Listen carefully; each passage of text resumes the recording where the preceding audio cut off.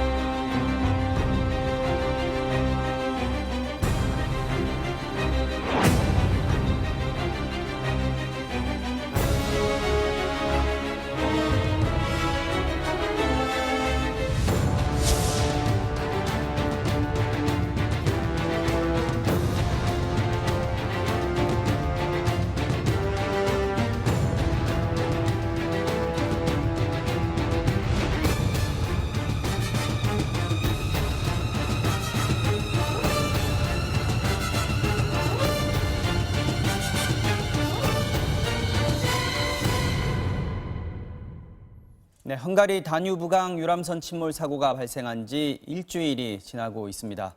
계속 실종자를 찾지 못하다가 우리 시각으로 어젯밤 3명의 실종자 시신을 수습한 걸 포함해서 지난 이틀 사이에 모두 5명의 실종자를 찾았습니다. 사망자는 12명으로 늘었고 한국인 실종자는 14명입니다. 헝가리 현지 시각으로는 지금 아침 8시가 돼가고 있습니다. 이제 다시 수색 작업이 본격화할 시간이고 오늘부터는 인양 준비 작업도 시작이 됩니다. 자, 진춘택 해군 SSU 전후의 상임위원장 그리고 강신업 변호사님 모시고 추가 수습과 인양 작업에 대해서 알아보겠습니다. 두 분 어서 오십시오. 네, 안녕하십니까. 나와주셔서 고맙습니다. 진 위원장님 특히요. 자, 먼저 강 변호사님께 정리를 좀 부탁드리겠습니다. 지금 우리 시각으로 어젯밤에 실종자 3명의 시신을 지금 추가로 발견을 했는데요. 수습이 됐습니다. 모두 이제 5분의 시신을 찾은 셈이 됐는데 추가로 발견된 시신들은 어디서 찾은 겁니까? 글쎄 이제 어제 낮인데요. 그 현지 시간으로 말이죠. 그렇죠. 네. 강줄기를 따라서 계속해서 수색을 하고 있습니다.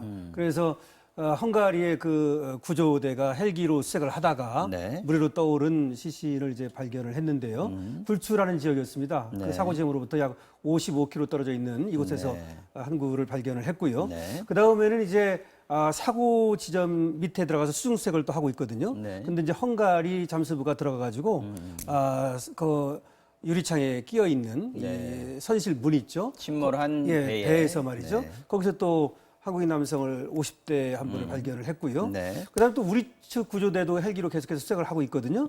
그래서 50km 떨어진 에르치라고 하는 곳에서 네. 다시 또 20대 한국인 남성을 이제 발견을 했습니다.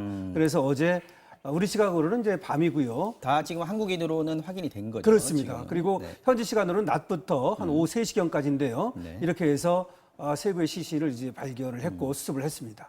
자, 위원장님 지금 보면 50km 떨어진 지점, 55km 떨어진 지점에서 발견된 사람도 있고 그저께 보면은 102km 지점에서도 발견된 사람이 있습니다. 또 그런가 하면 배 근처에서 또는 배에 끼어 있는 상태로 두 분의 시신이 발견이 됐는데 이렇게 위치의 차이가 나는 건 어떤 게 있을까요? 맞습니다. 제가 지금 이 엿새째 일주일째 거의 다 돼가는데 그 동안에 그 수색을 3일째까지는 못했습니다. 그랬죠. 밑이라든가 선체까지 접근을 못하고 워낙 상황이 하다가 안 좋아서. 워낙 유속이 빠르다 보니까 그러면 처음에 사고가 났을 때 튕겨 나간 실종자는 처음에 3km에서 발견이 됐고 뭐 50km, 102km 뭐 이렇게 발견이 됐습니다. 그렇죠. 그러면 첫날 둘째 날에 그렇게 발견이 됐다는 것은 그 멀리서 했다는 것은 충돌 당시 거기 튕기져 나가서 네. 그분들이 막바로 그 멀리 유속에 의해서 갔다고 보고 그때는 또 유속이 또 굉장히 빨랐죠. 굉장히 그때 당시는 굉장히 빨랐습니다. 8km 정도 되니까. 네. 그러면은 지금 어저께 50km 네. 선미 네. 뒤에서 또 발견이 됐고 네. 또 그 사고 선박의 창문에서 또 발견이 됐습니다. 네네. 그것을 봤을 때는 제가 봤을 때는 멀리 간 사람은 처음에 충돌에 의해서 튕겨져 나간 사람들이고 어저께 한 것은 선내 안에서 혹시 유실이 되지 않았나. 빠져나오는 중이었다. 예. 보시는. 그래서 우리 한국 정부에서 자꾸 얘기하는 이유가 선내 수색을 먼저 하자. 네네네. 헝가리 정부에서는 선체를 인양을 먼저 하자.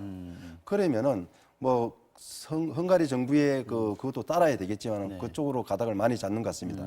그러면은 인양을 하게 되면은 네. 그 혹시나 또 모를 그 안에 있을 실종자를 보호하기 위해서는 유실을 방지하기 위해서는 뭐 방지막을 설치한다든가 그물 같은 것을 네. 하고 난 후에 인양을 하는 것이 맞지 않겠나 네. 저 나름대로 생각합니다. 지금 헝가리 당국에서는 선체 수색은 불가하다. 지금 네. 굉장히 강고한 입장인 것 같아요. 잠수부들 위험하니까 그 부분을 얘기를 하는데 우리 측에서는 그래도 우리 측 잠수부들이 들어갈 수 있지 않을까. 우리 측 그 잠수부들은 경험도 좀 많고 사실 그런 부분이 좀 있나요? 물론 지금 잠수사들 안전이 굉장히 중요한 문제긴 합니다만요. 지금 뭐 헝가리 측에서는 네네. 그 잠수사들이 안전을 위해서 그 잠수사들의 안전을 위해서 진입을 못하게 하거든요. 네네, 그렇죠. 그러면은 한국 잠수사들은 뭐 잘합니다. 잘하는데 또 위험도 있을 수도 있습니다. 네. 그러나 제가 본 견지에는 저런 수심과 저런 수심에서는 충분히 작업이 가능한데 좀 어려움이 있다면 첫째는 유속인데 많이 잦아들었습니다. 네. 그리고 또 그다음에 두 번째는 혼탁하다. 물이 앞이 보이지 않는다. 시계가 안 좋다. 예. 그런데 그런 것은 저희들이 여기 서해 바다 가면 다 그런 작업을 많이 했어요.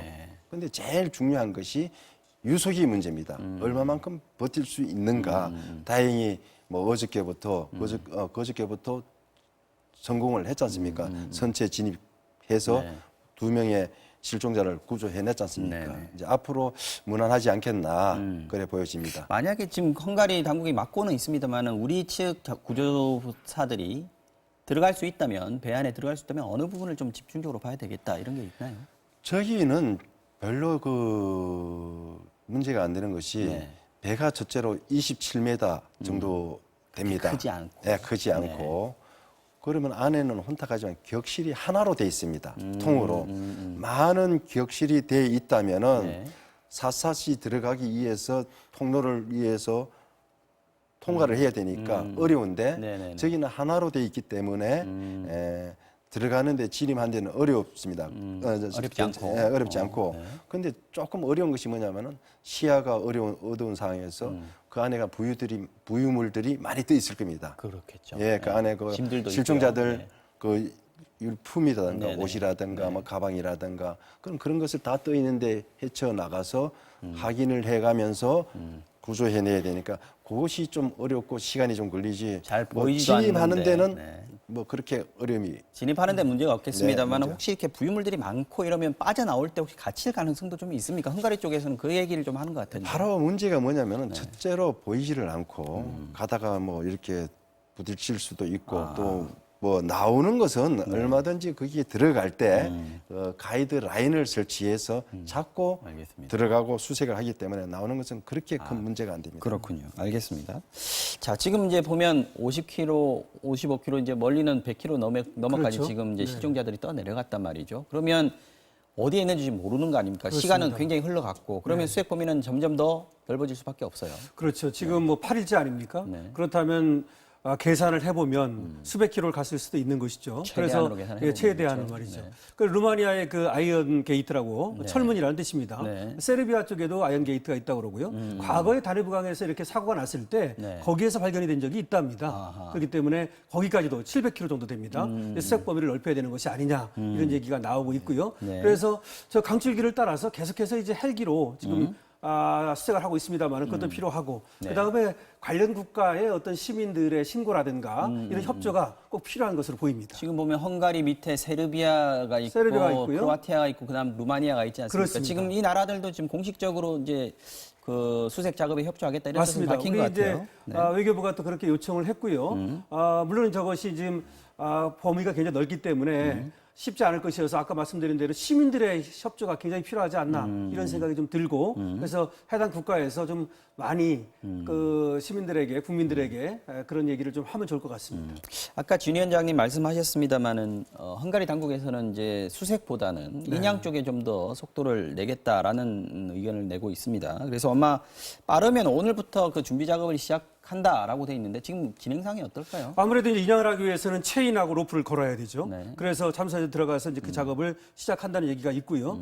그런 다음에 이제 결국은 크레인이 와야 되지 않습니까? 크레인이 대형 73km 지점에 지금 있습니다. 네. 이 크레인이 와야 되는데 세 가지 문제가 있다고 그래요. 하나는 뭐냐면 저 지금 다리를 4개를 지나야 된답니다. 지금 상류 쪽에 있으니까요. 그런 상류 쪽에 있으니까요. 그럼 다리를 4개 지나려면 수면이 너무 높으면 이 교각과 수면 사이가 이 간격이 안 나오죠. 다리가 그래서 걸리겠군요. 다리가 걸려서 그래서 수위가 내려가야 되는 것이고요. 두 번째는 저 다리하고 지금 사고 지점이 너무 가까워가지고 이 크레인이 온다 하더라도 각도가 나와야 된답니다. 아, 그래야만 네. 이 다리를 선체가 피해서 있는 위치. 그렇죠. 네. 다리를 피해서 말이죠.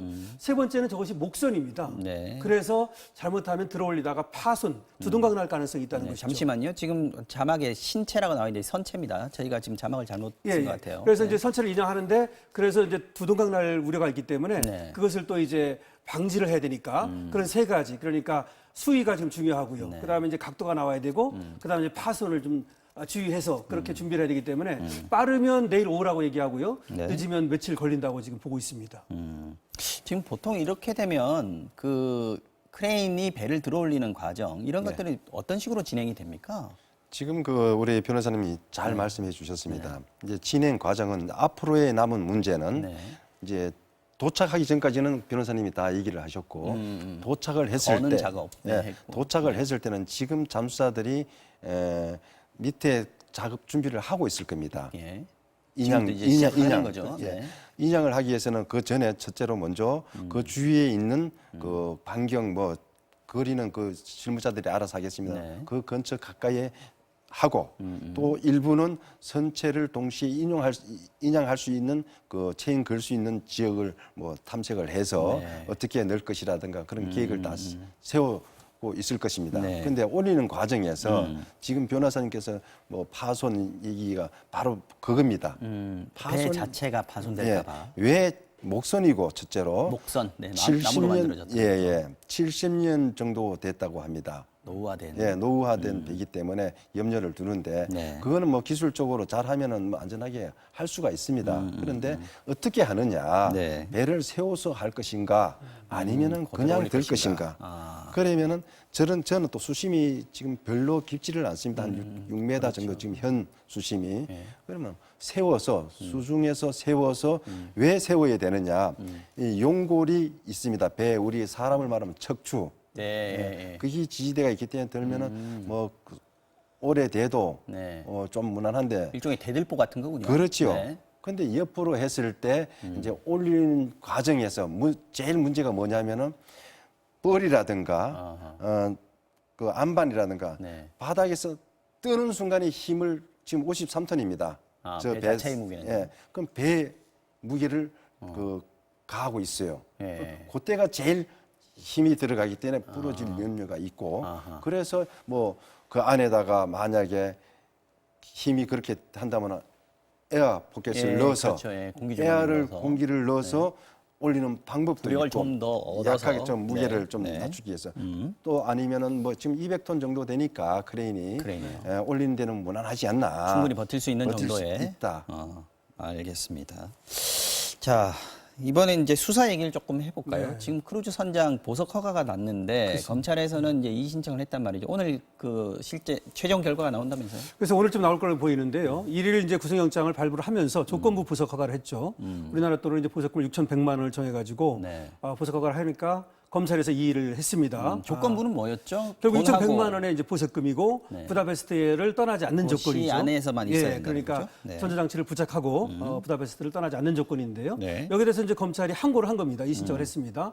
그래서 이제 다시 그 보석 허가가 적법했는가를 메트로폴리탄 법원에서 이제 심사를 한다는 겁니다. 네. 아마 오늘쯤 그 나올 걸로 보이는데요. 다만 우리 이제 외교부라든지 법무협력관을 통해서 이 보석 허가를 하지 않는 것이 좋겠다라고 하는 뜻을 강력히 전달하고 있습니다. 왜냐하면 지금 이 배도 사고 난 배가 벌써 떠났지 않습니까? 등등의 문제로 바로 이렇게 보석이 돼서 석방이 될 경우에 아무래도 수사가 좀 지지부진해질 수 있고요. 더군다나 선장만 지금 더군다나 구속이 됐단 말이죠. 승무원들은 다 떠나버렸습니다. 그래서 오히려 선장 조사도 그렇고 오히려 승무원까지 조사를 해야 되는 것이 아닌가 이런 어떤 강력한 요구를 우리 쪽에서는 하고 있습니다. 네, 알겠습니다. 위원장님 마지막으로 지금 앞으로 이제 수색 작업도 계속 해야 될 것이고 네. 인양 작업도 이제부터 이루어지지 않겠습니까? 어떻게 되든 간에요. 네. 어떤 점들을 지금 현지에서 주의를 해야 된다 이렇게 조언을 해주신다면요? 그러니까 지금 헝가리 정부와 네. 우리 정부가 의견이 틀렸지 않습니까? 네. 그러면 어쩔 수 없이 지금 그 인양 쪽으로 무게가 실립니다. 헝가리 쪽 말을 들어야 되니까요. 예, 지금 그렇죠. 어쩔 수 없이. 네. 그러면 인양하기 전에 선내 진입은 못 하더라도 지금 선내 안에서 빠져나온 그 두 구의 그 시신이 발견이 됐습니다. 또 그 주위에 있다고 가정을 하고 그렇죠. 없다고 지금 장담할 수 없는 상황이니까요. 없지만은 가정을 하고 그 주위를 수색을 한 다음에 뭐 거기는 조를 나눠서 하면 되니까 한 팀은 부조 수색을 하고 네. 한 팀은 그 체인 그는 작업 준비.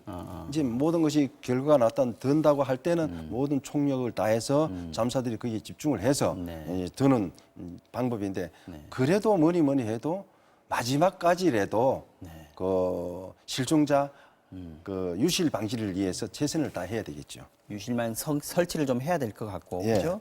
그리고 주변 수색도 좀 지금이라도 좀 더 철저해야 될 것 같습니다. 아까 지금 그동안 계속 시신들이 안 나오다가 실종자들이 이제 나오기 시작했단 말이죠. 네네. 이제 지금이 가장 많이 찾을 수 있는 시간이 제일 아닌가. 중요한 시기죠. 지금이요? 지금 사고가 일주일째로 접어드는데 어제부터 그 5일부터 한 일주일 사이에 대부분 자체적으로 또 오른다고 봅니다.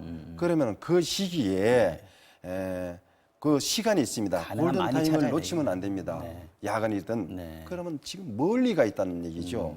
멀리 가 있는데 그것은 다 할 수가 없고 한국 같으면 군, 관, 민 다 총동원해서 접경 지역 같으면 접경 지역의 나라들도 좀 공조를 해서 시민들의 그 신고가 좀 많이 있어야지만 좋지 말씀하신 대로. 않겠냐. 네. 예.